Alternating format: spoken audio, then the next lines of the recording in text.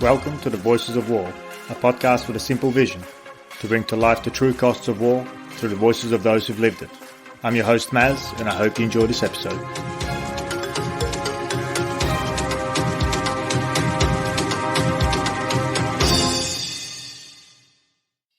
My guest today is Toby Harnden, who is an author, journalist, and winner of the Orwell Prize, UK's most prestigious prize for political writing.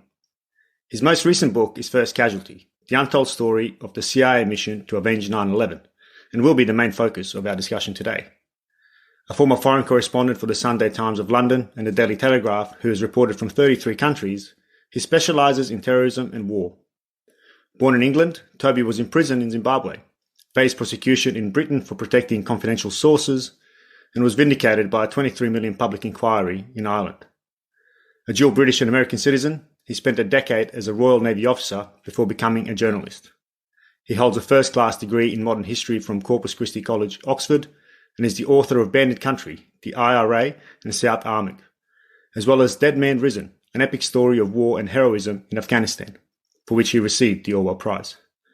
Previously based in London, Belfast, Jerusalem, Baghdad, and Washington, D.C., he now lives in Virginia.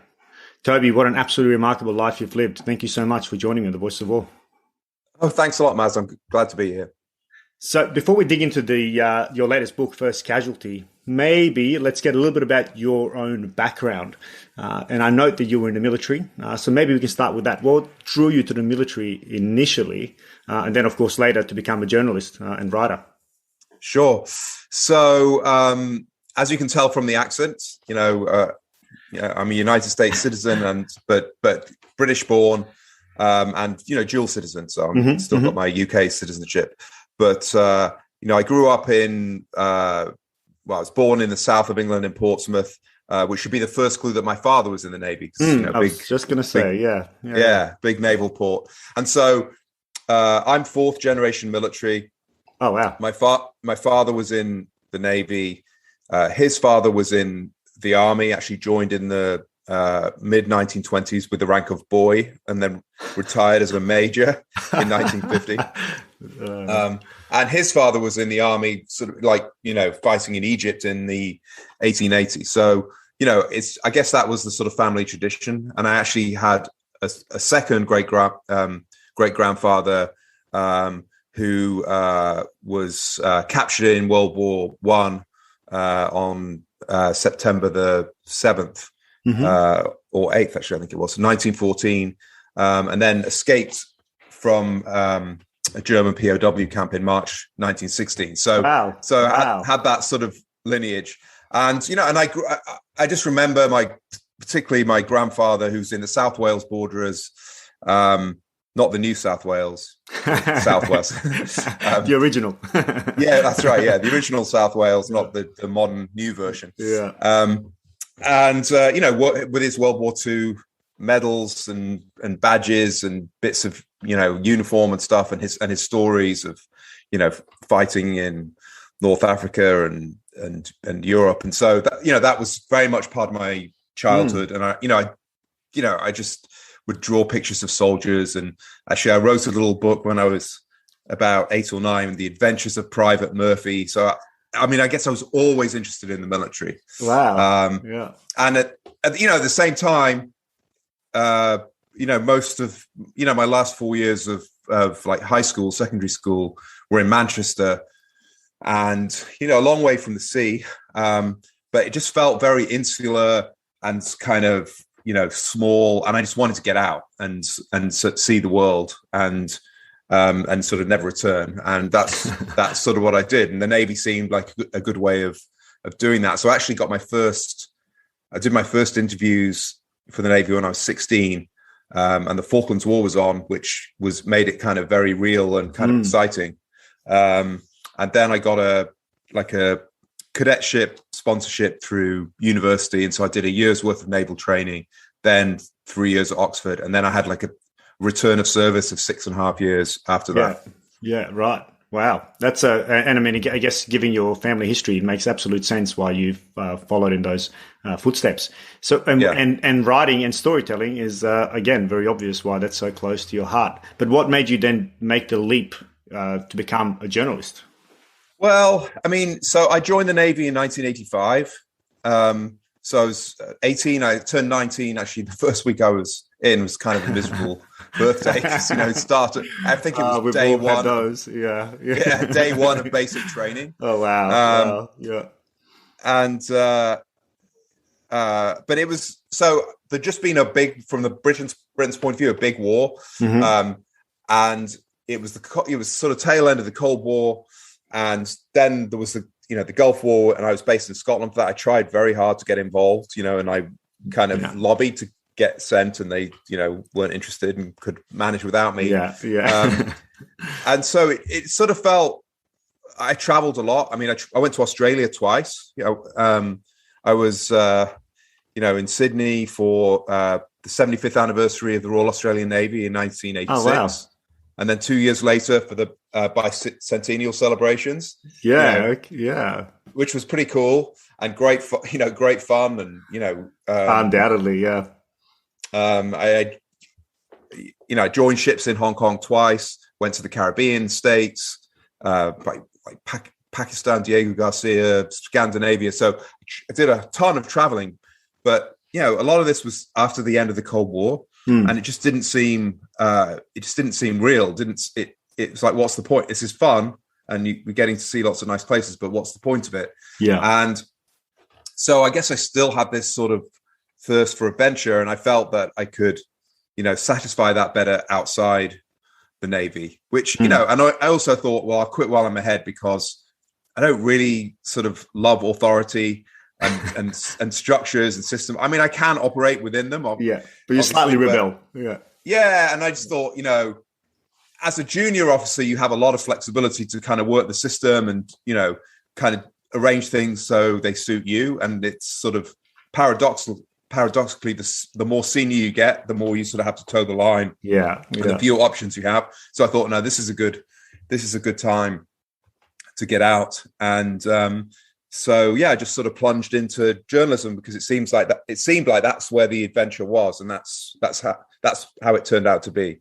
And that's taken you to some interesting places, I suspect, as well, coming towards the end of the century, I guess. And oh yeah, I mean, my big break was pretty. I mean, I was a news reporter in London initially. I mean, I did theatre reviews, I did obituaries, just to sort of get my foot in, get bylines. But then I was, a news reporter for a year, 18 months. And then my big break was getting sent to Northern Ireland in 96. And so I was, inexperienced as a news reporter. And there was, I guess there was question marks over me, like, can he do this? He hasn't had the training. He hasn't done journalism course at college. He hasn't, got shorthand. He hasn't been on a regional paper. And so by going to Northern Ireland, that actually just put paid to that very quickly, because I was there. I had to cover it. I did. And I kind of thrived on news, really. Yeah. And it was a fantastic story because, I mean, for a while, it was the biggest story in the world. And it was small patch of land, but which meant that I could go to everything and I could make contacts. And it was, I could sort of create, make an impact. And it was this mix of terrorism and peace negotiations, which in terms of a news story was, fantastic and very interesting, and kind of, lots of kind of opportunities there to get great stories. Lots of angles, and I guess the dynamics that as a journalist, I mean, you're looking for the nuance, I suspect, and I guess that if I'm reading between the lines, that also then carried you through for the books that you published as well. It seems as though there is an element of this dichotomy between the war and the conflict, and then what is the ultimate outcome here? When does all this stop? When does the war stop? And what does it mean? So I love action stories and battles and the gritty kind of reality of war and everything, but there's a lot of that around, particularly over the last 20 years. And so I think, yes, it's important to kind of put it in the strategic and political context. And I've very much tried to do that. Yeah. It's about, well, exactly. It's there's a bigger narrative between the blood and gore. And I guess that's what this podcast is all about. It's not, I'm trying to look beyond the actual guns and bullets. Your military career, I guess, would have set you up pretty well for that as well. And I guess because you weren't the cookie cutter journalist, so to speak, there was probably question marks hanging over your head. But when you went to Ireland, Northern Ireland, you proved that you could do it. Yeah. Is that a fair assessment that your military career actually, equipped you with a different lens and rather than become mainstream? Yeah. I think it's very useful as a journalist to have done something else, to live, to sort of being sort of on the other side and being involved in things that have been covered by the press and maybe, I've read the coverage and thought, I could do better than that. And I certainly did feel that in the Navy. And it makes you appreciate journalism as well, because there were some sort of contemporaries that went, straight from university into national newspaper journalism. Maybe they did a course in the middle or, a few months on a regional paper. And I felt they never really appreciated it. But, I was 28 when I became a journalist. And I was like, I can't believe you get paid for this. This is fantastic. But some other people just seemed like jaded already and wanted to go and become, merchant bankers or something. And I just couldn't identify that with that at all. And I mean, the other thing is, I think that the Navy, it wasn't much of a culture shock going from journalism to the Navy. In fact, I found a lot of kind of common factors because, you're working for an organization, but your job's changing a lot, every couple of years, ideally. There's a lot of sort of variety. No day is the same. And also, I think a thing I learned from the Navy, maybe it was partly innate, but I think I learned a lot of it in the Navy, which was, dealing with, admirals and occasionally, in the Navy, like Prince Charles and lords and ladies and stuff, all the way down to ordinary sailors from, some sort of godforsaken part of Scotland who you could barely understand, who, come from, basically it was like go to prison or join the armed forces. And certainly in the context of a ship, you're on board a frigate with 250 people and you get to know all of them. You have sort of a relationship with all of them and you know their names and you say hi to them and you might be on watch for 4 hours and there's nothing going on and you're talking to some sailor and finding common interests and stuff. And that was very good background for journalism, I felt. And then also because I was covering the military a lot in Northern Ireland and subsequently, it just helped understanding the rank structure, understanding the way, service people think. I think a lot of journalists, they have no military in their background. They can't conceive why anybody would want to be a soldier. And for me, I could get it, sort of instantaneously. And in Northern Ireland, I was the same age as a lot of the sort of junior officers. And so, it was very useful because I got on well with them, went drinking with them and stuff. And I guess we each felt we were kind of kindred spirits. Yeah, you had found a way to build rapport quite naturally. Yeah. You were part of the in-group that was just, that in this case just happens to be now writing about it as opposed to being part of it, which is very interesting. I can't go past without asking you about that you faced prosecution in Britain for protecting confidential sources. Was this to do with Northern Ireland? Yes. So that was, when I was, in Northern Ireland for the Telegraph, I was writing about Bloody Sunday. So the 12 Catholics who were killed in 1972 by British Army Parachute Regiment. It's a sort of like notorious sort of incident and a cause célèbre amongst nationalists and Republicans in Ireland. And so at this particular time, for political reasons, really, there was going to be an inquiry into Bloody Sunday, which was something that Sinn Féin and the SDLP, the Republican nationalist side, had always sort of asked for. As they wanted justice, but it was also kind of like a stick to beat the British with. And so as a concession, they would be given this inquiry. And there was, lots of controversy about, these old soldiers coming back to give evidence and whether they would be granted anonymity or protection. So there'd been an inquiry in the 70s called the Widgery Tribunal, and they'd all been given like letters, like Soldier A, B, C, D, E. And at this time in, I guess it would have been 1998, the soldiers had been told they were going to have to give evidence under their true name. And they were obviously, surprisingly kind of upset about this. And so I was interviewing them about how they felt about it.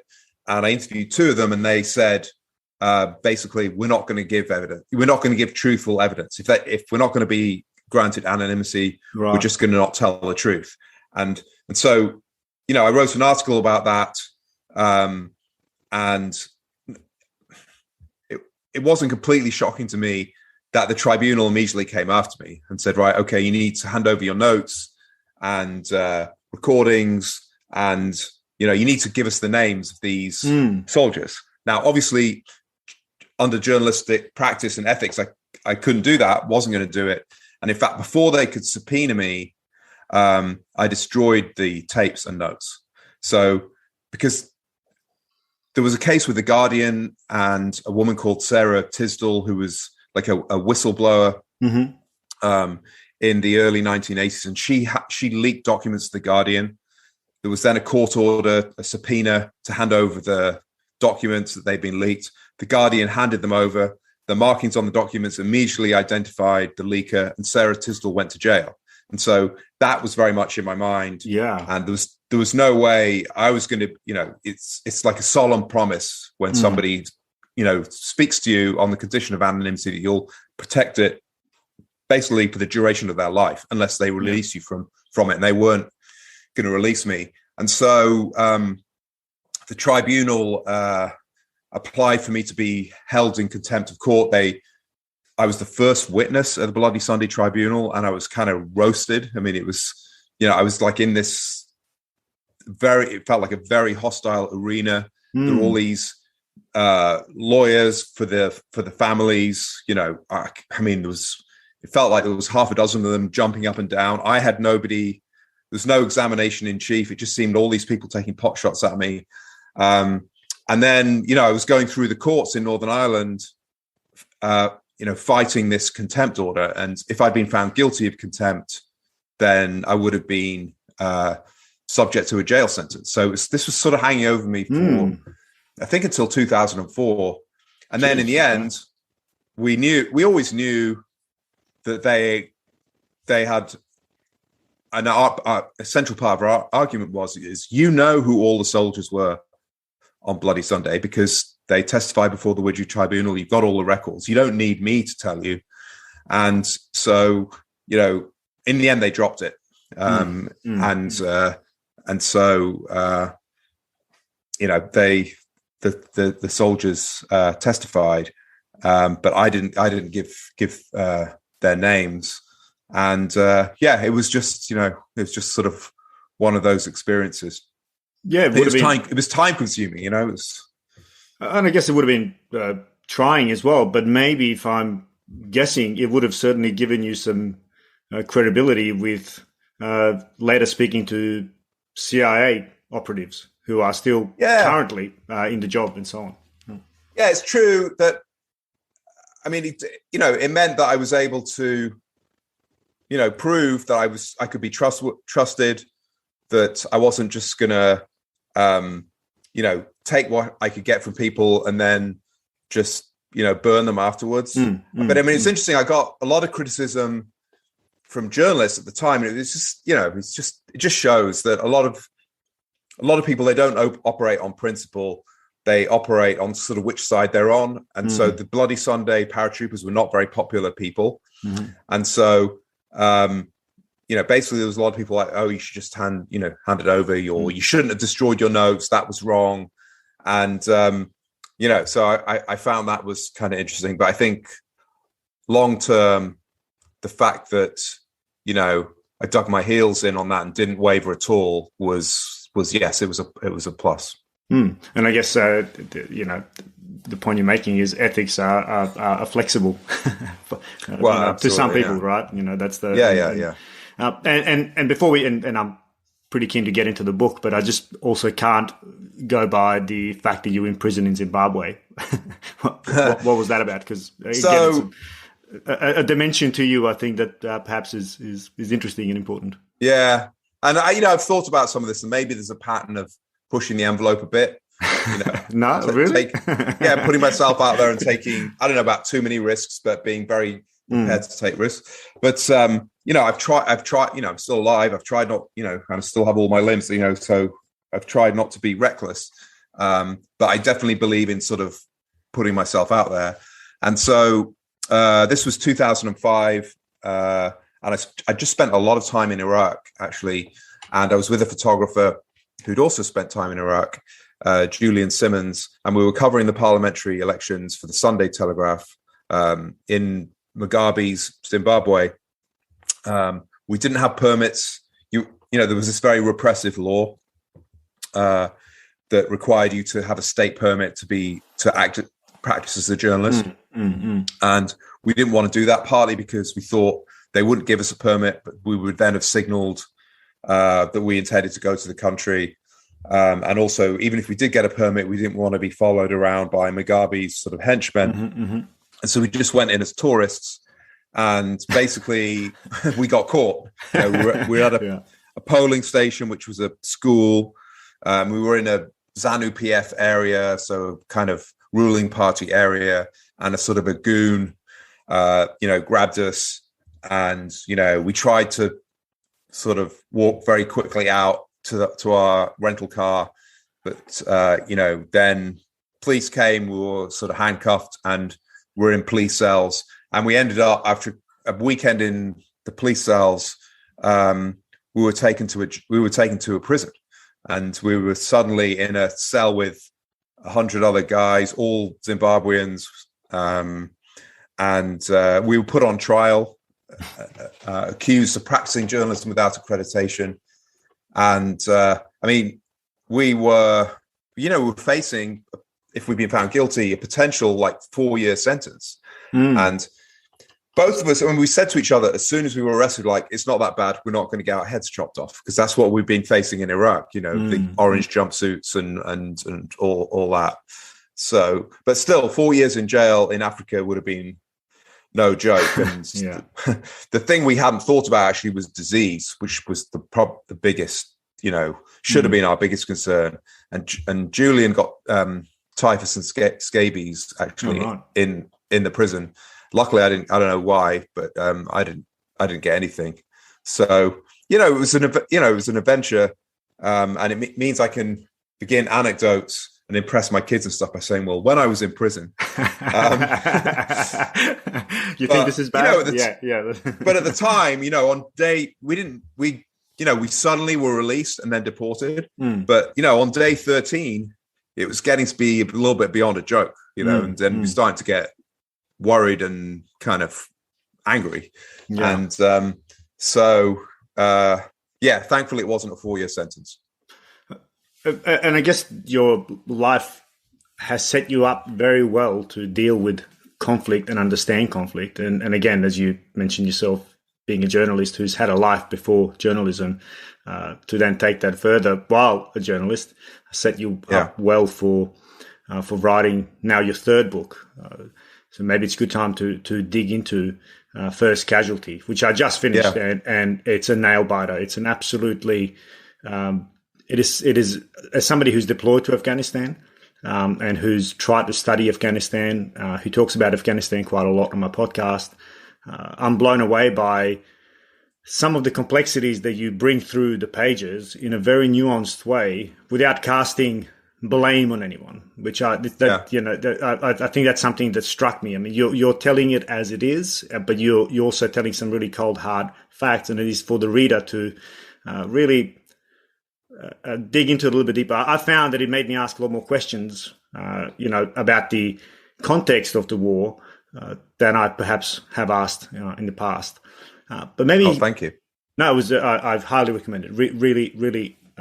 I want to say intense read, not because of but it's just one of those books that you just want to keep reading because it's just so. It is intense in the sense that it's by the minute accounts of what's happened on the ground, and I'll let you then share as much as you'd like to share about the content of it. But maybe we can start with how did you even get connected to the story of 9/11, and then of course CIA. I mean, So, I mean, it goes right back to 9/11. So on 9/11, I was working for the Telegraph in Washington, D.C., in downtown, and, I walked into the office just as the first plane hit. I watched the second plane hit, and I could see that it was an airliner, so I knew it was a terrorist attack. And, obviously, it's the biggest work day of my life. I knew I couldn't screw it up. But there was also another plane in the air, and there was reporting that it might be heading for the White House or the Capitol. And I was 2 blocks from the White House. And I remember thinking, like, well, it could land here. It could just miss and hit this building. And then I was like, well, there's no point in thinking about that, because if that happens, that's it, and I can't change it. And I need, I can't, get consumed by concerns like that. I need to focus. There's a 5-hour time difference. I have to work out what's going on and file like thousands of words, in the next 3 or 4 hours. Yeah.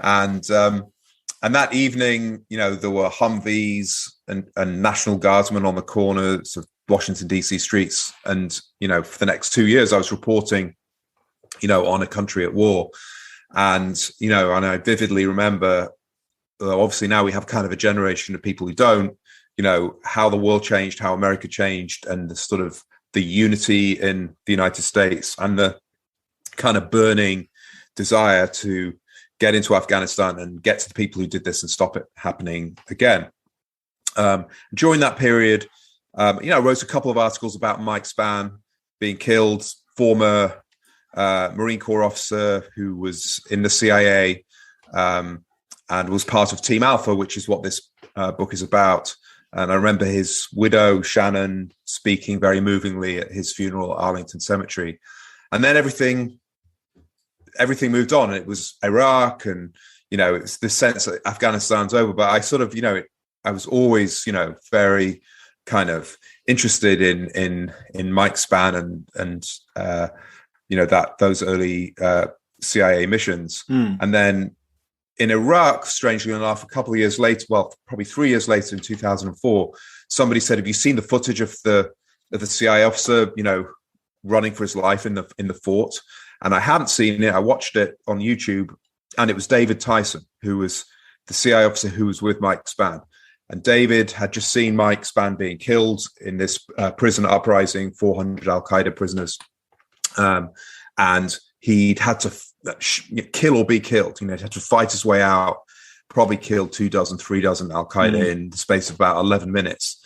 And there was German TV footage of him running through the fort briefly and then sort of bumping into this German TV crew. And I remember his staring eyes, like a 1,000-yard stare, and thinking, wondering what was just going through his mind. What was his experience? I mean, he'd been through an incredible sort of trauma. He was in a very, very dangerous situation still, and you could just see all that in his face. And so a few years later, I was always very interested in that battle, because the Battle of Calajangi, that was sort of the first day of what turned out to be a 6-day battle. And there was CIA, there was Green Berets, there was British Special Boat Service, and there was a Navy SEAL who was serving with the SBS. There were AC-130 gunships. There was John Walker Lynn, the American Taliban, although actually he was Al-Qaeda. And there was Abdul Rashid Dostum, this sort of warlord from Central Casting. So that all these characters and all this action. And so around about 2013, I was back in the US covering US politics, I guess maybe being a little bored of it. And so I decided to track down David Tyson, and through an academic at Indiana University who sort of thanked him in some book acknowledgements, I got an introduction, and I met David in a Panera Bread, like just a chain restaurant, very close to here. So Northern Virginia, just outside DC. And it was strange, because this has happened thousands of miles away, and I'd seen it in Iraq, and here we were, living very close to each other. He couldn't really talk because he was still in the CIA, but I could tell that he wanted to tell his story at some point in some way. And so I tried to keep contact with him. For his reasons of employment, he was keeping me at a pretty arm's length. Sometimes I wouldn't hear from him for a year or two. But then I actually got a book deal towards the end of 2019, hoping that I would speak to him, but also thinking, if not, there's the SBS, there's the Green Berets, there's the various sort of senior CIA officers who'd retired.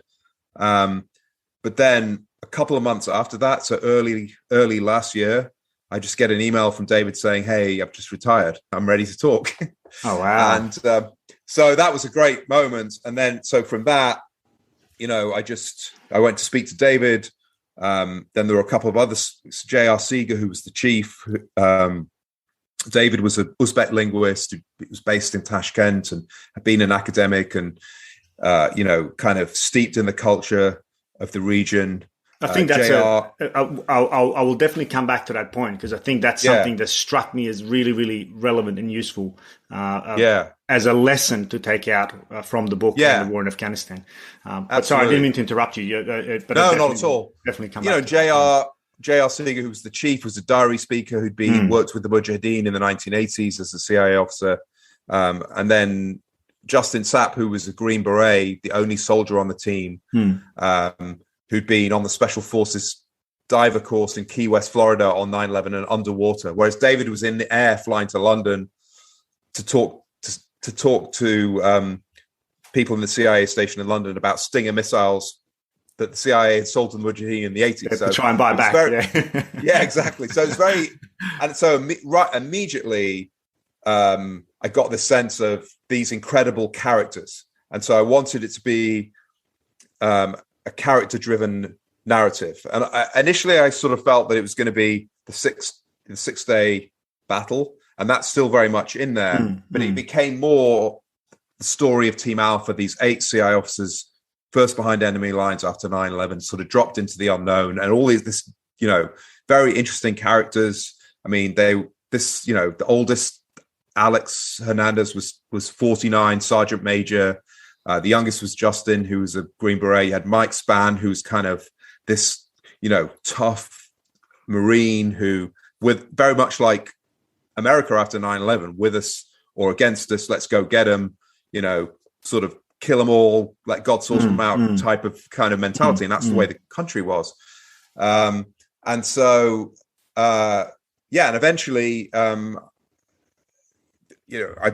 approached people, completely separately from the CIA, and I had no official sanction or anything like that. But at a certain point, I'd spoken to, Shannon Spann, Mike's widow, who was also a CIA officer, by then retired, and Kofor Black and Hank Crumpton, who were senior guys who sort of ran the war. So I think I built up credibility and trust.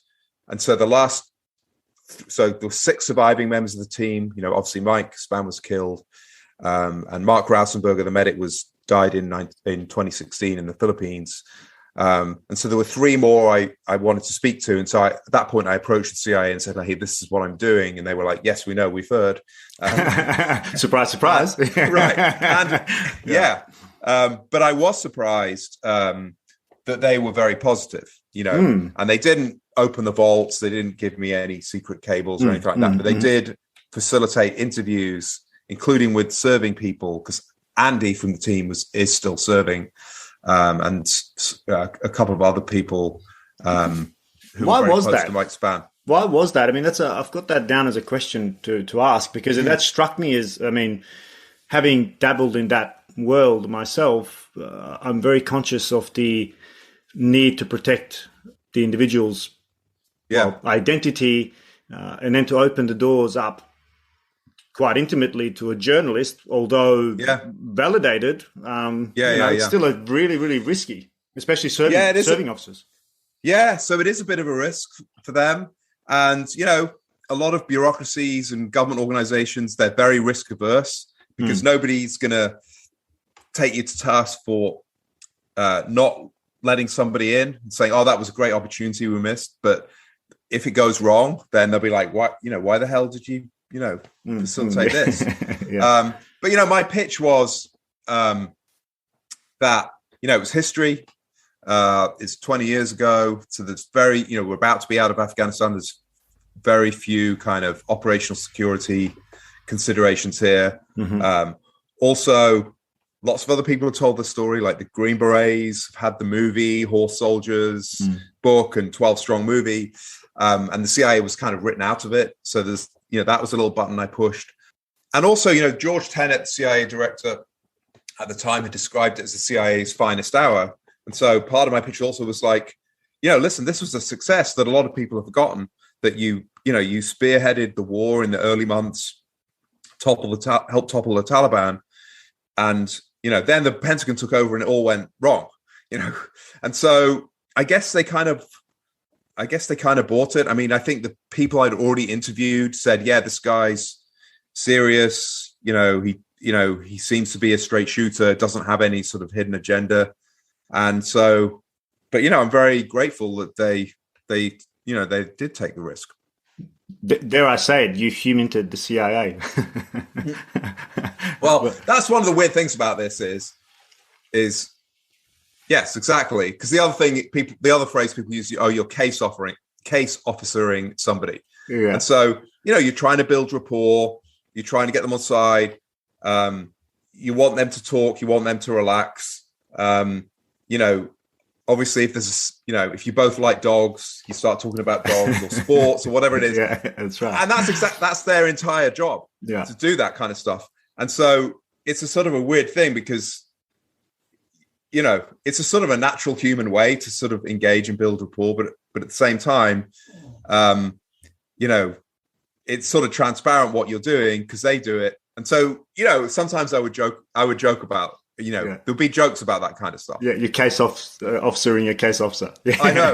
Or humaning your human. Yeah. That's right. Well, which is why I made that point right at the start about, your time in Northern Ireland and being prosecuted for protecting sources. I mean, that I suspect would have been, okay, this guy's, he stands by what he means. And that would have, reinforced a little bit of trust as well. Yeah. And the two previous books were kind of nice, good calling cards that I was, that I was serious. That, I did things sort of, that I believed in accuracy and context and comprehensive accounts and stuff. So, that I think that helped as well. Mm. So without, of course, giving away, the entire book, and I'm happy for you to share as much as you're willing to share, but, the wave tops, what is the actual plot of the book? You've made some mention, but, maybe giving us the kind of broad plot outline. Sure. So very much starts on 9/11 with David flying from Tashkent to London and not learning about the attacks until he lands at Heathrow and it's all over. Justin's underwater at the CIA dive school and kind of, is rinsing out his dive gear and one of the sergeants says, "Do you hear what's just happened in New York?" Mike Spann's in CIA headquarters and is furious that the building's evacuated. And he's like, we don't just go home with the CIA. We do things. We do something. And then, Kofa Black is the sort of man of the hour, the head of the counterterrorism center. And he has a plan. The CIA has a plan, which was outlined in a thing called the Blue Sky Memo, which was the result of the Bin Laden unit, the Alex Station that was set up in the CIA in 1996. So there's a small kind of cohort of CIA people that are extremely focused on Al-Qaeda. I mean, there've been embassy bombings in East Africa in 98. There's been the USS Cole bombing in 2000. There was the Millennium plot. And so the CIA saw it coming. They didn't know exactly where or when, but they knew it was going to happen. And so they had this kind of concept of small teams of CIA officers and Green Berets going in to Afghanistan, working with the indigenous resistance, the Northern Alliance, as advisors, but to Afghan fighters and calling in American air power and getting to Al-Qaeda that way. Clinton administration wasn't interested. The Bush administration wasn't interested before 9/11, but everything changes on 9/11. And Kofa Black, sells the plan to Bush. And in a very, Kofa Black, who I've got to know well, and actually lives very close to him. He's told it in a very theatrical way. Like when we finish, there are going to be flies walking across their eyeballs. We're going to bring back Bin Laden's head on a pike, or in a box full of dry ice, and just language that fitted the moment and also worked very well on Bush, and so in a way, Cofer Black was case officering, George W. Bush. And of course, the subtitle of the book is Avenging 9/11, right? Yes. And I think that's an important aspect of it. This was about, and Bush was quite clear about that. Yes. And so and certainly Mike Spann was, and everybody on that team, that was a part of it. And there was some debate about that. And Shannon Spann, for instance, Mike's widow, was a little bit like, really? I thought it was to deny sanctuary to Al Qaeda and collect intelligence, and it was. But I think, and the emotion, and I spoke to people on the team, like Justin in particular, and David as well, were both, well, yes, but you can't have every caveat in a subtitle, and certainly Avenging 9/11 was a big part of it. And so, once Bush has bought the plan, bought into the plan, the CIA is putting the teams together, and so there's a team called Jawbreaker, which went in on September the 26th, but they went in to the Panjshir Valley, which is where these previous CIA missions have been going in and out of, to link up with the Tajiks. And Ahmed Shah Massoud, the Northern Lights leader, had been assassinated on September the 9th, just before, 2 days before 9/11. And so they were in some sort of disarray. But Jawbreaker was kind of fixed in place. There's lots of politics going on with the Tajiks. They didn't really want to fight. They wanted money. They wanted US bombs. But Team Alpha, the next team in, with Mike Spann and David Tyson and Justice Sapp and all those guys, they were the first behind enemy lines. They were in the mountains in Taliban-controlled territory. And they linked up with Dostum, who wanted to fight. And so he was, Cofer Black was the man of the hour in Washington, D.C., Dostum was the man of the hour in northern Afghanistan. And all of a sudden, this kind of brutal warlord who's accused of all these human rights atrocities, he was the guy. He was the freedom fighter. For the Americans. For that brief period. I mean, once the Taliban had gone, the US didn't want anything to do. Yeah, we changed the labels. They didn't want anything to do with Dostum again. He was a warlord, and he needed to be marginalized. And so, it's a story, the book then is a story of the team getting put together, and they didn't know each, some of them barely knew each other. 4 paramilitaries, and, they had been a team, but then you had David and JR and Justin and Mark the medic, who were sort of added on. And so you have this 8-man team, no helmets, no body armor, no military kit, and they fly in on 2 Black Hawks, into the unknown, link up with Dostum, and it's a story of the fight in the mountains, and sort of manipulating and kind of organizing the tribes, which involves a lot of very kind of sterling kind of intelligence work by J.R. Seeger in particular, of getting the allies to be allies and not rivals, or worse than that, enemies, which was no easy feat in this period. And Mazar-e-Sharif falls, which is the first domino in 2001, and the sort of beginning of the end of the Taliban regime. And then it becomes the story of the prison uprising. So the main effort, the last stand of the Taliban in the north, is in Kunduz. That's where most of the Americans are, and there's this kind of skeleton crew left behind, because there's this sense, certainly in Washington, that the war in Mazar-e-Sharif is sort of over, but spoiler alert, it isn't. And you've got 400 Al Qaeda surrender, and then it all kind of converges on this fort Calajangi, the House of War, just outside Mazar-e-Sharif on November the 25th, 2001, when David Tyson and Mike Spann go in, with Afghan intelligence officers and Afghan guards, Northern Alliance guards, to interrogate these 400, sort of do an initial sift and kind of work out who they are. And, it was a whole combination of unfortunate circumstances. There's only 2 of them instead of 3, because Justin had to go and deliver a vehicle. The Green Berets, who might have gone with them, were in Kunduz, and the others had been given an order, because there'd been a suicide explosion the night before, not to go into the fort. There was this sort of imperative to get in there, because it was Al Qaeda, and the first Al Qaeda that Americans had got their hands on since 9/11. And so, they took a risk, as they they took risks every day. I mean, this wasn't an ordinary day. And there were still fears of further attacks, right, from Al Qaeda. So that was another motivation as well. Yeah, right. And I mean, and being in the United States at the time, I really remember this. It was like, is there going to be another attack tomorrow or next week or next month? And so there was, and we've now had 20 years without an attack on major attack on the homeland, which was something you could never really have predicted, and hasn't been by accident. But yeah, it was the sort of the spirit of the times, and certainly the spirit of Team Alpha and Mike Spann and David Tice was not like, let's just wait until the situation's calmed down a bit and we have we have some extra security and we've flown some FBI agents in. No, it's like, we need to get in there now. We need to sort this out. But it was a plot, Taliban Al-Qaeda plot to retake Mazar-e-Sharif. And so the uprising was just one part of it. But, as soon as the uprising was happening, J.R. Seeger, who was in Kunduz, and then the Green Berets in the Turkish school, which was the headquarters in Mazar-e-Sharif, they could see Taliban force movements kind of moving away from Kunduz and from the other side, from Balkh city towards Mazar-e-Sharif. So it was sort of like, holy shit moment that, if they take control of the fort and break out, then there could be a sort of, Somalia, Black Hawk Down kind of massacre, American bodies being dragged through the streets of Mazar-e-Sharif. And which at that time would have been, these were the first forces on the ground, and a Trojan horse move that, could have really, really had a significant, disproportionate strategic impact and a victory for Yeah.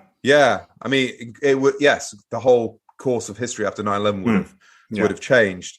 And so, it was not just some kind of spontaneous uprising or some sort of accident or something the CIA officers did that upset the prisoners, and, all these things have been kind of floated. But so it becomes like a 6-day battle. I mean, there's a 15-man rescue force that with the 8 SBS, including the 1 SEAL.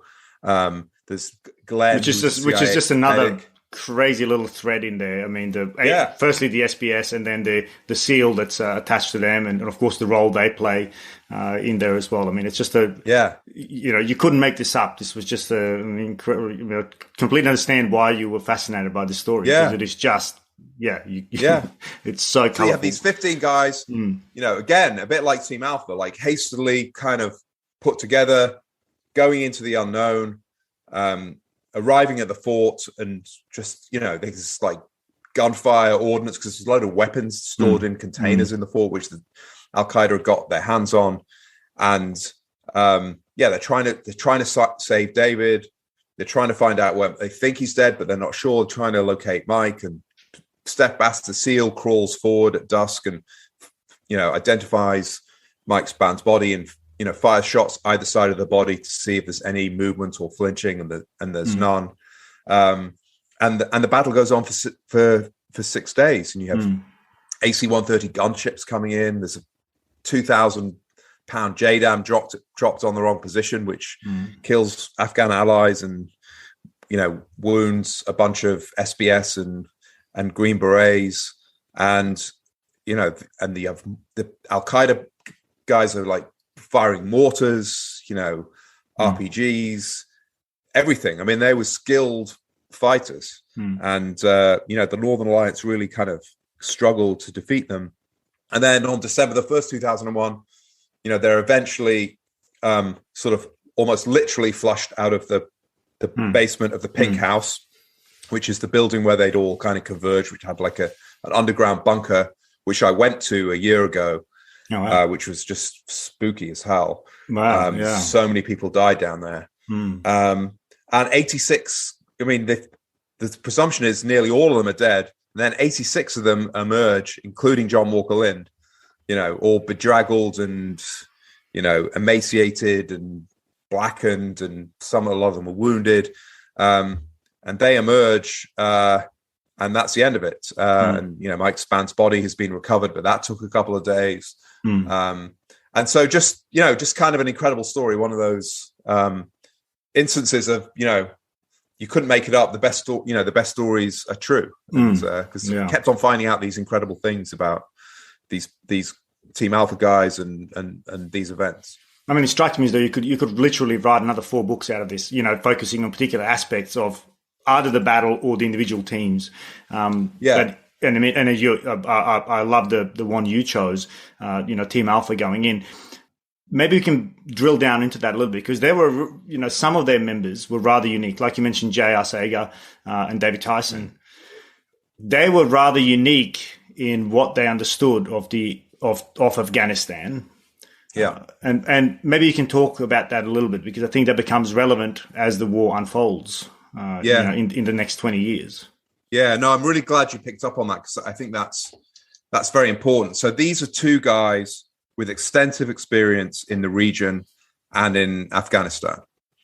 And both of them kind of conclude pretty early on that this is the complexity of Afghanistan, and a very, a big part of these events. It was incredible success. And I think the formula of hundreds of Americans, rather than 100,000 Americans, NATO forces, assisting the allies, the Afghans, but making it an Afghan fight, that worked. That worked. But at the same time, unreliable allies, friendly fire, ambiguous surrenders, issues with prisoners, human rights issues, rivalries between ethnicities and tribes. Those were all signs of, how difficult this was going to be. And, David, very early on, even though, he speaks near native Uzbek and, understands these Afghans intimately, he is struck by what he calls, peeling the layers of the Afghan onion.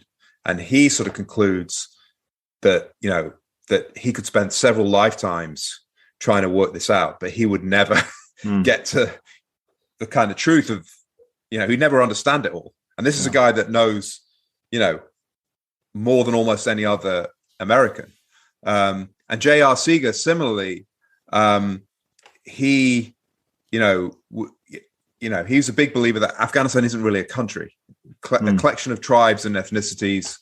And, we can, like the sort of British colonial officers of like the 19th century, you can influence and you can try and shape it, but it's their country. They're different from us. And we can't try and refashion this place in our own image, or even, as we did, try and run it from Kabul and have a sort of centralized democracy. That's just not what Afghanistan is. And so I think with both of those men, and they were case officers, so spies, intelligence operatives, they both have military backgrounds, but they were intelligence officers.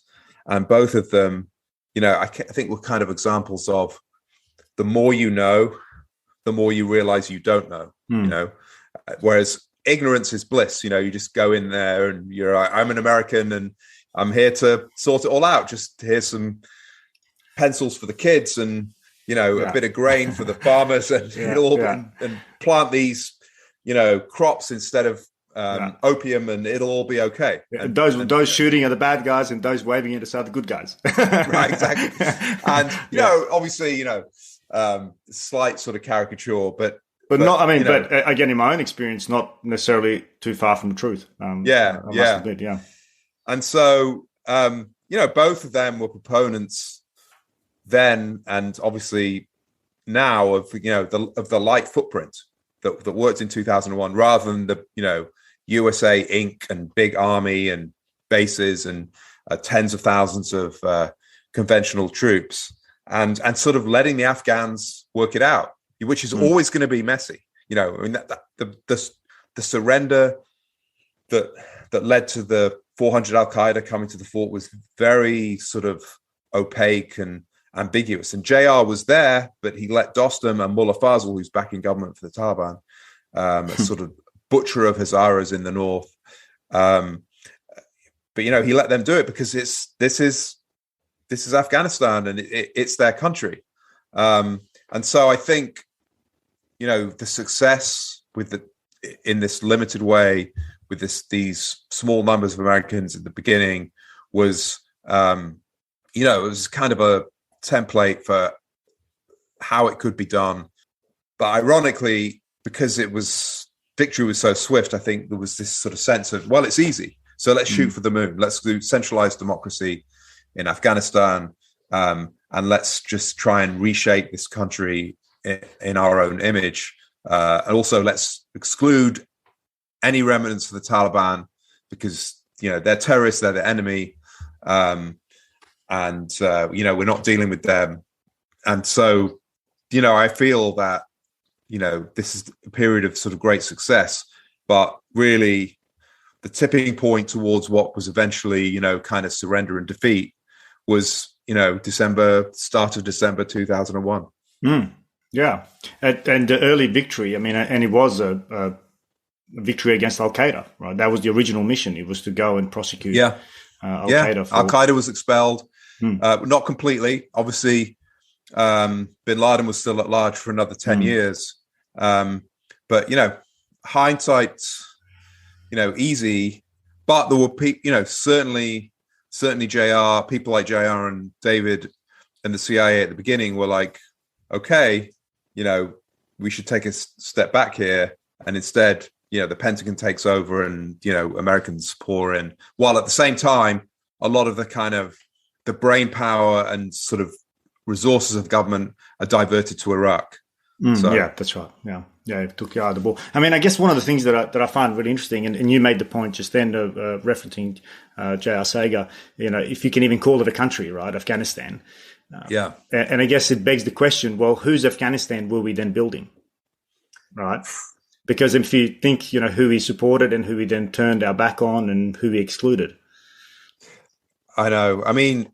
This was the venue for the great game in the 19th century, sort of clash of, Russian Empire and the British. And if you just look at, countries that border Afghanistan, China has a small border, Pakistan, Iran, 3 former Soviet republics, there's, and now there's a vacuum and everybody's vying for sort of control and territory and sort of primacy.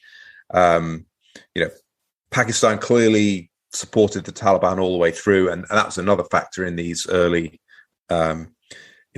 weeks. There was an Iranian intelligence officer hanging around, and gave his condolences as well, which I've yes, it's just again an interesting little point of the human relations as opposed to the political. The same guy popped up after Mike Spann was killed and offered his condolences to Team Alpha.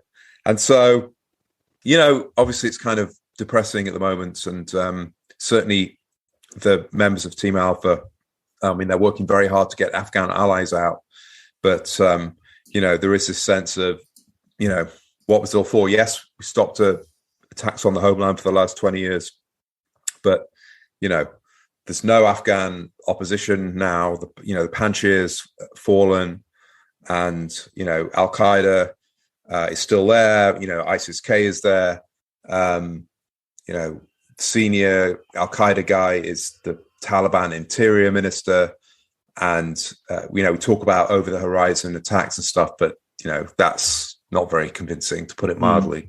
And so it's kind of depressing. I do think, though, that the story in Afghanistan is not over, and Taliban is going to have a hell of a job governing this place. They've got, they haven't got majority support by any stretch. They have sort of no mandate. They seem to have no plan as to how to govern. There's a humanitarian crisis just around the corner, and so I do think there will be, resistance and opposition again. But given those early successes, as kind of told in the book, and the blood and treasure of the last 20 years, it's not a great position to be in, and that's certainly the feeling from the surviving Team Alpha members. Yeah, and that's definitely a point I want to touch on as well. And I find the timing of your book rather amazing. There's obviously we're coming up or just had the 20-year anniversary of 9/11, and coming up very close to in a day for me and 2 days for you on the anniversary of 20 years death of Mike Spann, so the first casualty of the war. And of course, it's coinciding with the return of the Taliban, in August of this year. Now, I suspect the first part was not coincidental. I mean, I think it was probably planned as part of the 20th anniversary of the war. That was rather timely. We were definitely planning it for the 20th anniversary of 9/11, and I guess throughout 2020 there was a kind of a sense of, well, the war's probably finally winding down from the American point of view, and in the election, both Trump and Biden were promising to pull out all American troops, but the sort of national security consensus was there should be a residual force of 5,000 or so to prop up the government and keep Bagram open. But when I was there a year ago, I had the strong sense of like, this is over. It's just a matter of time, because the Taliban had surrounded Shebagan, where I was interviewing Abdul Rashid Dostum, and I didn't see a single NATO troop in 6 weeks. And the Taliban clearly, you couldn't drive from Kabul to Mazar-e-Sharif. You couldn't drive from Mazar-e-Sharif to Shebagan. And so the Taliban clearly controlled, large swathes of the country. And then, just as I was kind of wrapping up, really, in April, Biden announces all the troops are coming out on September the 11th, the 20th anniversary. And, that changed to August the 31st. And it was clear that the Taliban were essentially, the US had already under Trump had surrendered in negotiations. And then, there was this sort of sense of inevitability. But, just as I was putting the book to bed finally in June, it was looking very ominous. And then it all completely, unraveled in August, as we know. And so, at the beginning, I would not have predicted that was going to happen. How do you think this book fits into that piece of the puzzle? I mean, do you think what lessons are we to draw both from your book, but also from the ultimate outcome of the war? Well, yes. I think there's sort of two different things in a way, because there was a lot of commentary in August that, it was doomed from the beginning. It was always a fool's errand. And it's kind of suggestion we should never have gone in, which is kind of ridiculous. I mean, at the time, one member of Congress, Barbara Lee from California, in the House of Representatives, voted against authorizing force. Only one out of 535 members of Congress. The UN was on board, NATO was on board. Bush's popularity was 90%, and I still have no doubt that it was the right thing to go into Afghanistan. But I think people have forgotten why we went there, and the sort of the limited war aims and the sort of limited nature of the conduct of the campaign. And I think at the end of something, it's very useful to go back to the beginning. And I think people have been surprised to sort of be reminded that we were successful at the beginning. And so I don't think this was doomed. This whole enterprise was doomed. And just because something happens doesn't mean it was inevitable that it would happen. I mean, that's just not the way sort of life and history works. And I think there are lessons that, America as a country, when we put our minds to it and when we unify, we can achieve incredible things. I mean, to go in there and do what Team Alpha and the other CIA teams and the Green Berets did was incredible. But, a bit of, humility, a bit of sort of realism, a sense of that the world is a sort of a dangerous place, and, other countries are different from us and other peoples are different from us. And we have to sort of deal with that. We can't just, shape everything to be, how we think it should be, or we can't assume that the natural state of every person in the world is to sort of be an American. And so I think there are a lot of lessons about sort of mission creep and overextending ourselves and being too ambitious with our sort of foreign projects. And so, I think there's a lot, there's a lot to take from this period. And it was an amazing experience for me to sort of be able to tell that story, which was sort of, richer and more varied and more kind of, I don't know, sort of cinematic than I would ever imagined at the beginning. And for me, probably one of the most important things that I took from the book is this realization that we need to really understand the ecosystem of an area of operation.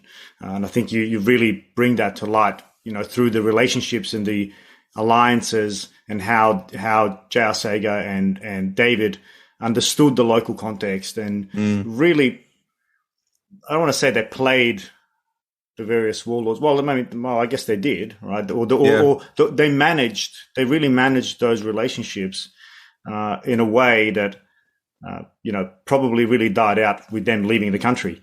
Because, I think you make the point as well that, Dostum, who was the man of the hour on the ground, he was then, thrown out as a warlord. But, what, were you surprised by that? I know. He a warlord in Afghanistan? Hold on. What do you mean? Really? I know, gambling in a casino. I mean, yeah. How do you expect people get to positions of power and maintain their power in, And this is also not the first war Afghanistan is fighting, right? I mean, Afghanistan has been at war for, decades at this point. Right? So these guys have survived and they've made a name for themselves for a reason. Yeah. Which is why we ultimately sided them. Yeah. Yeah. And I guess that was is it an error of judgment or a naivety that we embraced? This idea of limited war, do you think that's something that we'll see in the future? This kind of small footprint type, especially given and I'm slowly moving away, but just from your experience as a journalist and having seen big part of the world, in the kind of contestation with China. Is that something you see? I think, one of the problems with what's just happened in Afghanistan and to sort of a lesser extent, Iraq before that, there's a danger that America just tries to sort of batten down the hatches and turn in on itself and, and embraces this notion of, we can just end wars by leaving. But, the lesson of 9/11 was that the war comes to America. So I think, it would be a tragedy and a big mistake and could lead to, something catastrophic if we felt we could kind of, turn our back on the world. But, we've got to sort of scale down, there's a middle ground, between sort of isolationism and regime change and, building new countries, thousands of miles away from American shores. And so, I think that there are, American troops, particularly special forces, certainly CIA officers, all over the world. And so there is this small footprint that's sort of going on. And, I think that it's much more preferable than drone strikes. And we saw what happened on the ground with the drone strike, in August. Yeah. Even when we did have a presence there. And so small numbers of Americans, elite military and intelligence, not to mention other countries as well, the Anglosphere or NATO or the European Union or whatever, whatever sort of combination. And there are lots of countries that can do lots of things, but, small numbers of boots on the ground and kind of eyes and ears, I think are going to be very important. And I think war and conflict are part of the sort of natural state of man. And so, I think we've got a plan for limited wars because, I don't think there's really any other option. You talk about towards the end of the book, and this is maybe the last theme I want to touch on, because you mentioned it as well. It's a really important one. The dissatisfaction by some members of Team Alpha of how the war had gone, and many of them had suffered subsequently. Yeah. Can you tell us a little bit about that, about their experience? Yeah, sure. I mean, Justin Sapp is a colonel now, still Special Forces, still serving at the U.S. mission to the United Nations. David is recently retired. Scott Spellmeyer's recently retired, and they've spent big chunks of their lives in this country. They saw Mike Spann killed, lots of other sort of comrades since then, and they also have a very sort of strong feeling for the Afghans. I mean, David in particular talks about this a lot. I mean, he's moved to tears, when he talks not just about Mike Spann, but Amanullah, who was, the Dossum's intelligence chief in the Darya Suf Valley, who was killed probably within a few seconds of Mike Spann. He was killed at the start of the uprising. And so there's a sense of, David used the word shameful, that we sort of abandoned the Afghans. We abandoned the people who, we relied on, who fought alongside us in 2001 and subsequently, and that, America's word should matter. And it seems at the moment it doesn't. So there is a strong sense that, there shouldn't have been a full withdrawal, that a sort of a limited US presence, as opposed to all out sort of war and 100,000 plus troops, was something that was in US interests and was sort of something that we sort of had a moral obligation to do for the Afghans. But, these are practical people who operate in sort of the real world, and they realize that, things aren't perfect, and, also things change. And so it's really grim at the moment, but, the Taliban's not going to be there forever. And what they've done is they've channeled, I don't know what, sadness or anger or frustration or whatever emotion they're feeling, and it's kind of a mixture of those things, into helping the Afghans, helping the Afghan allies. So David and Justin and Scott Spellmeyer and Shannon Spann are all working very hard, behind the scenes to get Afghans out. And the translator I worked with a year ago is currently in Fort Dix in New Jersey, and they helped get him out. And he's going to be living in my basement shortly. Wow. So, it's a little bit like, what they did at the beginning. It's sort of a mission. They're just getting things done. They're improvising, and they're sort of, leaving the politics to one side and focusing on what they can do practically. And so that's how they're sort of dealing with it. And, I sense that helping the Afghan allies and realizing that what happened in August was bad is kind of something that most Americans anyway agree with. So there's a little bit of, everything's so divided here, but on that issue, there's a sort of a unity, and there's former military and, civilians and just sort of good-hearted people sort of banding together, sort of filling the vacuum left by the government in this case, and helping these Afghans. So that's kind of something positive, and has echoes, I think, of what happened after 9/11 as well.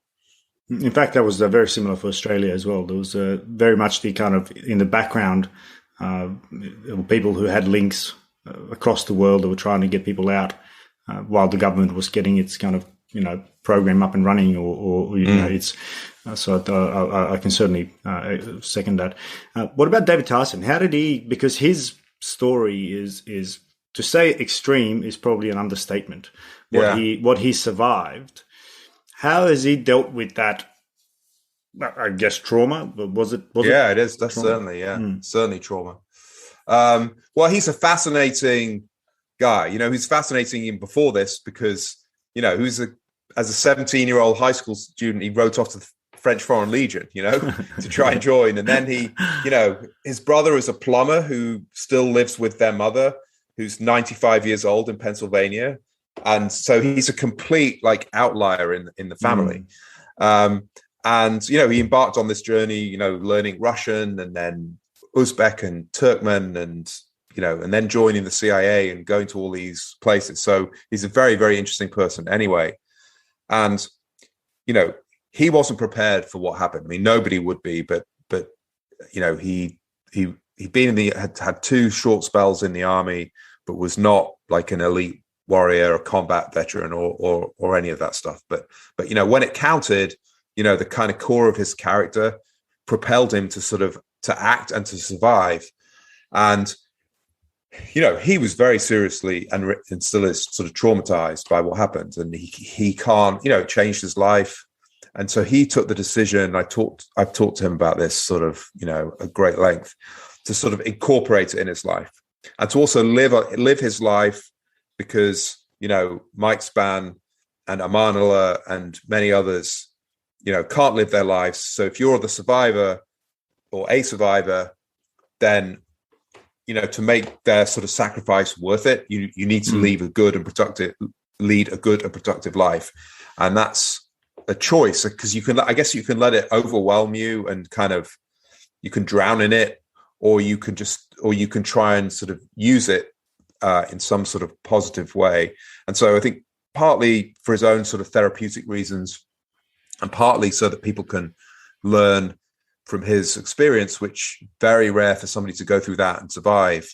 You know, David's, you know, internally in the CIA and now obviously kind of publicly through this book and maybe sort of, you know, talking about it more publicly. He's talking about it, and, you know, he's not hiding it. He's sort of incorporating it in his daily life and in his, you know, talking to people. And that's kind of incredible. You know, it's kind of incredible to witness. I mean, he's a family man. He's got 2 grown-up children. He became a very senior officer in the CIA. He was in the special senior intelligence service. Became one of the foremost Russia experts in the CIA, worked on some incredible operations that he won't really tell me about, but probably could be maybe another book or 2. Yeah, exactly. Yeah. And so, he has nightmares sort of 6 out of 7 days. You know, he'll be driving in his car and, you know, he'll listen to a piece of music or something and the tears will be streaming down his face. So he's still very affected by it, but, you know, he's happy. He delights in nature. And, you know, I mean, I think it's just, you know, when you've come so close to death and you've seen so much death, you know, it makes you appreciate life and just the beauty of the simplest things. And so that's the kind of guy he is. And it's sort of remarkable and humbling to get to know somebody like that. How does he feel about, and I don't know if this is something you touched on with him, but, you know, now we have this kind of, we collectively glorifying his actions and, you know, rightly putting him up on a pedestal as a hero, as somebody who's, you know, done something remarkable. How does he feel about that? How does that affect him? Oh, he's pretty uncomfortable about that. And actually, you know, so he'll, you know, we've done a couple of talks together, and he'll say things like, you know, oh, it's just, you know, I acted automatically. It was sort of muscle memory. There were no decisions taken. And I'll sort of say, well, yeah, but, you know, when you heard Mike shouting, Dave, Dave, Dave, you know, you ran towards him despite the incredible danger. You could have run in the opposite direction. You could have frozen. And yes, it wasn't a rational decision. You were in a state of, you know, instinct already. Yeah, you know, there was tunnel vision.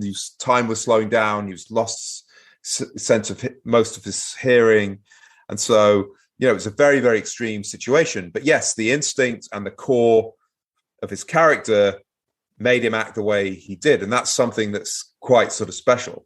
And he's just like, you can tell he sort of doesn't particularly like me saying that because it's too much sort of focus on him, and he is very much, you know, this is about Team Alpha and it's about our Afghan allies. And it just happened that he was in that position, you know, that most of us will never be in, and we hope we'll never be in it. And so he was awarded the Distinguished Intelligence Cross, which is the CIA's highest award for valor, sort of an equivalent of the Victoria Cross or the Medal of Honor. And so he's been recognized for his bravery. But he would like the focus to be on, Mike, Team Alpha, and the Afghans. And that's genuine. It's not some kind of just, pose. Oh, I have no doubt. Yeah. I mean, the trauma that he's carrying is survivor guilt. And that, which is why I'm asking it, because I'd imagine for him it would be, quite difficult to receive accolades where, for a situation where he, probably feels like he had little influence on, and he couldn't, in his mind, I suspect, save one of his brothers in arms, so to speak. Yeah. I mean, he said, like, listen, if you put Mike and me next to each other in that fort, you choose Mike to be the survivor every time. He's 32 years old, he's super fit, a Marine. David had the least military training experience of all 8 of them.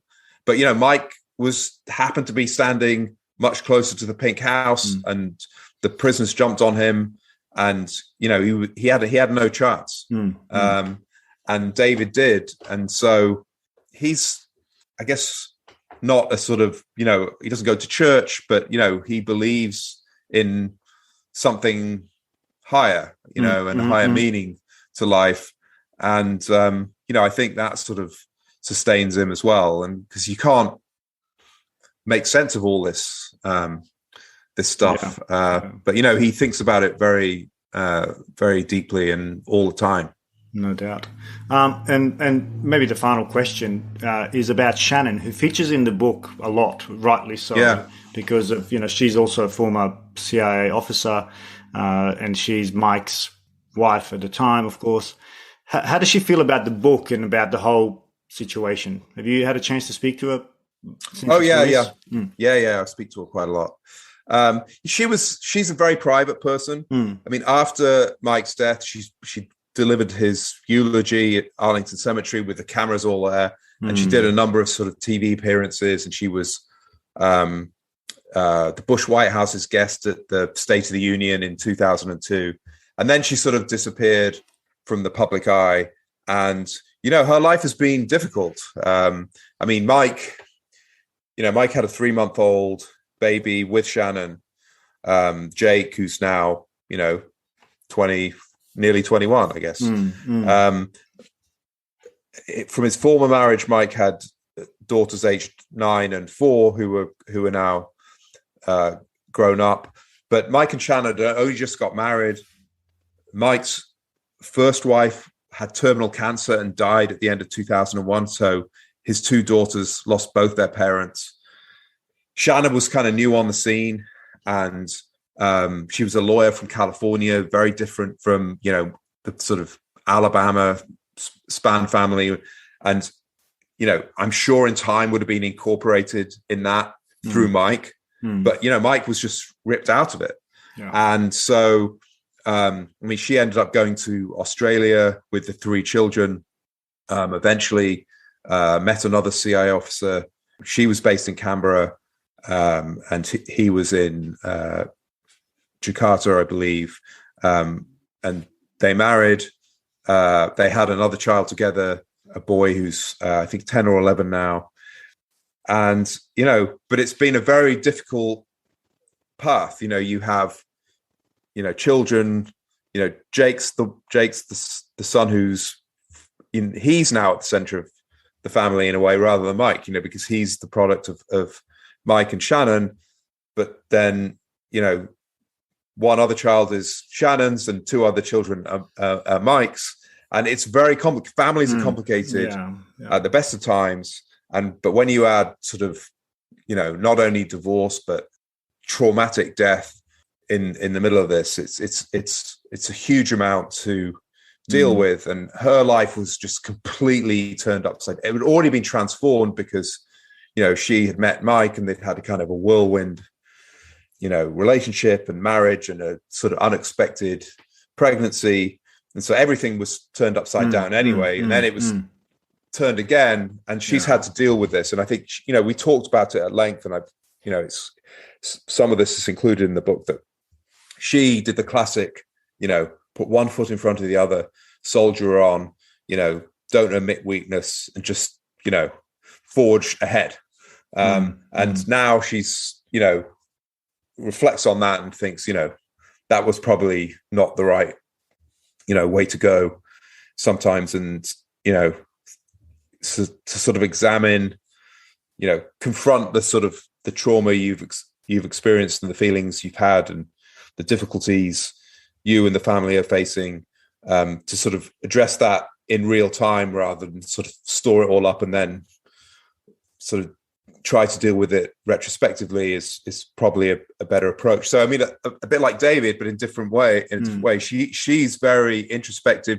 She's self-critical. She's very thoughtful about, what she's been through and continues to go through, and other people, Mike's parents and, his daughters. And so, it's been incredible to get to know her as well. And she was reluctant at the beginning to talk to me, and in the end, she texted me. I got a text from her eventually. I'd written her a letter, no reply. I'd had other people. David contacted her, and no response. And then I just got a text from her saying, everybody's saying I should talk to you, so I guess I will. And that sort of opened the door. Yeah. And I think, a bit like David, she's uncomfortable about the focus, too much focus on her. She's a little bit, at times she's been concerned about too much focus on Mike. So she's a big one for Team Alpha as well. And because she was a CIA officer and she believed very, very strongly in the mission. And I think she was pleased in the end that the central focus of the book was not just Mike, but it was sort of Team Alpha and the CIA and what the country did in that period. She's sort of, she's embraced it. And I'm sure there's elements of the book that she finds painful, but, the sense I get from her is that she feels that the story is worthwhile, and she's prepared to suffer, I guess, a little bit more because she believes it's important and significant, and it's a story that should have been told.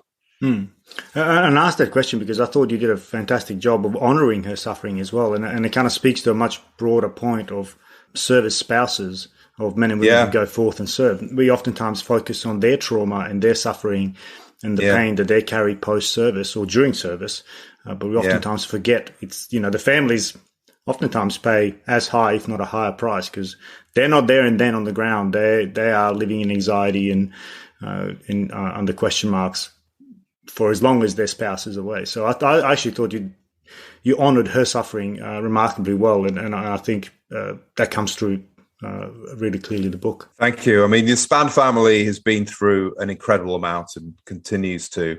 And, it's very, very difficult kind of terrain to navigate because, you want to tell the story, you want to say what happened, it's going to be painful, and that there's different views within every family on events. And so you have to, try and do justice to all those people while also writing something that worked for the general reader. And this, I had kind of sleepless nights about some of this, what to include, what to leave out. And so, I'm glad you felt that. And, I hope that, Shannon feels that too. What's next for you, Toby? Movie series?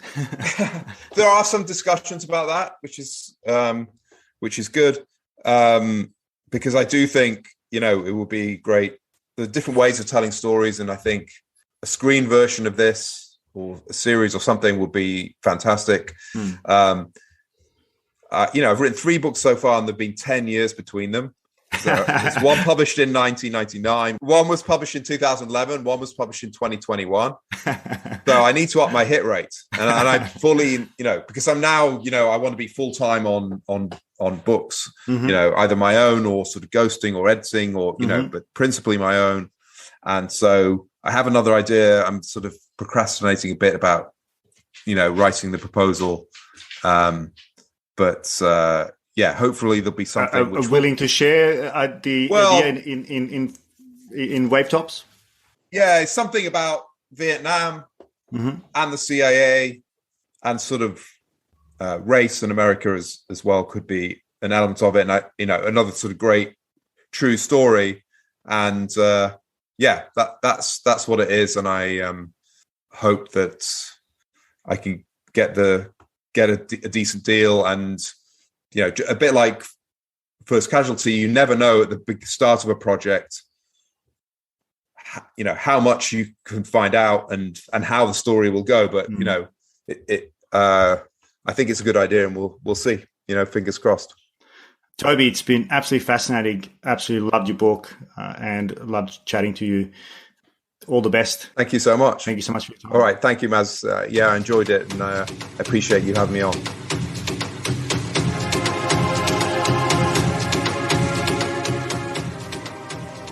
Thanks for joining us for another episode of The Voices of War. You can access all episodes on www.thevoicesofwar.com or by subscribing wherever you get your favorite podcasts. And while you're there, please give us a review, as we'd love to hear what you think. If you'd like to recommend a guest for the show, you can reach me on info@thevoicesofwar.com.